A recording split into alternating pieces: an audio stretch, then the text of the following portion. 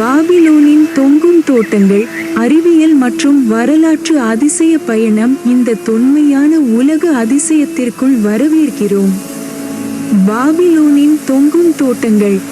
மன்னர் நெபுகத்நேசர் 2 கிமு 605 முதல் 562 வரை காலத்தில் உருவாக்கப்பட்டதாக கூறப்படுகிறது. இது நவீன பொறியியல் மற்றும் கண்கொள்ளான அழகின் கலவையாக விளங்கியது.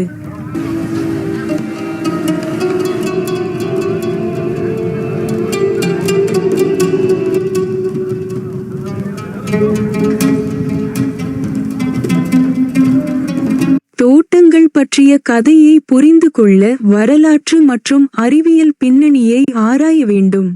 கிமு 7ஆம் நூற்றாண்டில் பாபிலோன் நகரம் எப்ரட்டீஸ் நதியின் கரையில் அமைந்திருந்தது. அப்பகுதியில் ஆராய்ச்சி மற்றும் அறிவியல் வளர்ச்சிக்கு ஒரு முக்கிய மையமாக இருந்தது. கல்டியர்கள் அப்போதைய வானியல், கணிதம் மற்றும் பொறியியலில் நிபுணர்கள். தோட்டங்களின் உருவாக்கம்.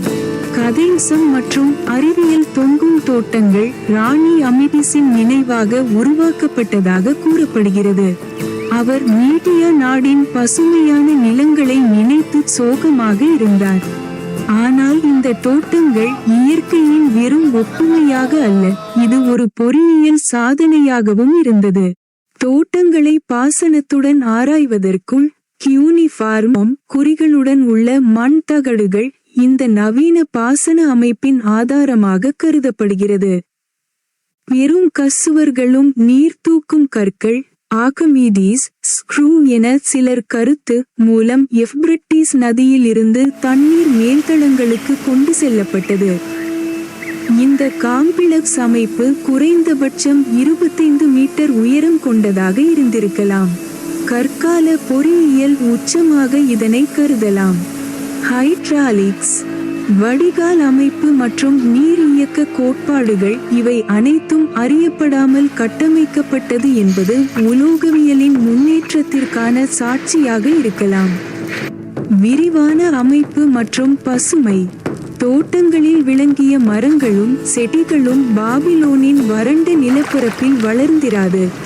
இது பசுமையான பசுங்கழன்களை மீடியா போன்ற இடங்களிலிருந்து இறக்குமதி செய்தது என்பதற்கான சாத்தியத்தை காட்டுகிறது. விலங்குகளை பயன்படுத்தி தண்ணீர் திறந்த வலைப்பின்னல் மூலம் மேலே கொண்டு செல்லப்பட்டிருக்கும் வாய்ப்பு உண்டு.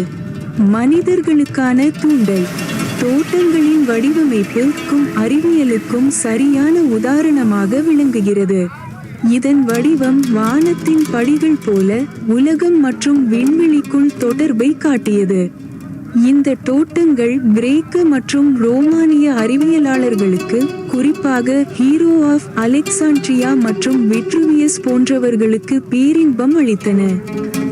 அதிகாரப்பூர்வ ஆதாரங்கள். மெசபொடேமியாவின் மண் தகடுகள், கிமு 300 இல் பின்பு எழுதப்பட்ட கிரேக்க வரலாற்று குறிப்புகள் போன்றவை தொங்கும் தோட்டங்களின் சாட்சியமாக அமைந்துள்ளன. குறிப்பாக ஸ்ட்ரேபோ மற்றும் ஹெரோடோடஸ் ஆகிய வரலாற்றாசிரியர்கள் இதன் அழகை விவரித்துள்ளனர். அறிவியல் பார்வையில் தொங்கும் தோட்டங்கள். இது வெறும் ஒரு காதலின் அடையாளமாக மட்டுமின்றி மனிதர்கள் இயற்கையை கட்டுப்படுத்துவதில் காண்பித்த திறமைக்கு ஒரு அடையாளமாகும். அவற்றின் மிகச்சிறந்த பாசன அமைப்பும் ஜியாமெட்ரி மேதையும் அக்கால மக்களின் அறிவியல் அறிவை வெளிக்கொணர்கின்றன. இன்றைய பார்வை. அந்த தோட்டங்கள் உண்மையாக இருந்ததா அல்லது கற்பனையிலானது என்பது சர்ச்சையாக இருந்தாலும், பாபிலோனின் தொங்கும் தோட்டங்கள் நவீன நகரங்கள் மற்றும் பசுமை நிறைந்த நகரமைப்புக்கான அர்பன் லேண்ட்ஸ்கேப்பிங் மூலமாகவும் திகழ்கின்றன. இன்று கற்பனையில் மட்டுமே இவை மீண்டும் உயிர்ப்பிக்கப்படலாம். ஆயினும் அவை மனிதனின் வரலாற்று பொறியியல் சாதனைகளில் என்றும் அழியாத ஒரு சின்னமாக உள்ளன.